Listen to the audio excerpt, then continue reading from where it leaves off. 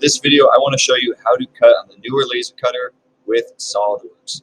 Now, if you just have a vector cut where you're just cutting, the directions up on the wall right here are exactly right. That's all you need to do. If you're doing more, tune in. I'm going to show you a couple of things.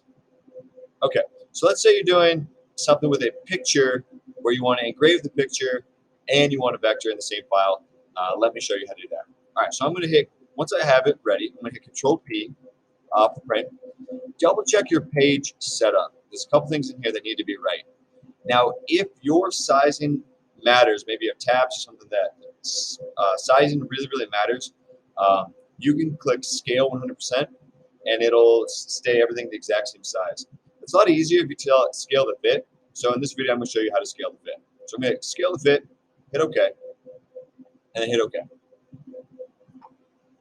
Now, if this is the first time you're using this machine, you need to tell it what printer you're using. To do that, I think it's going to open up Job Manager. If not, come up here, click Job Manager, and make sure that your screen says all this information. I'm just going to pause for a second. So this IP address, machine, make sure it says all those things, and then you'll click Save right here. I've already done that, so I don't need to in this video. Okay, so first off, I'm going to zoom pretty far out with the mouse wheel, and notice it just keeps putting our stuff down here. So I'm going to drag it up here. Now, if that's too big, so I'm going to scale it down. I'm going to just move this a little bit. Right now, if I just run it like this, it's just going to engrave everything.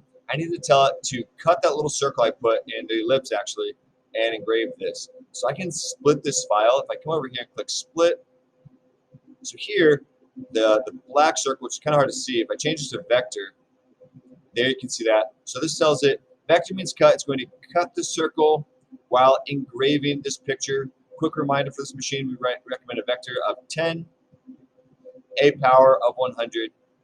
For engraving, generally we recommend a speed of 100, and you can play with the power for kind of how dark you want it. Once you're ready, go ahead and hit print. Go to the machine, make sure you focus the machine, and then find your job in the job menu, click play, and make sure you watch your job and it starts. It should be all set. Thanks for watching.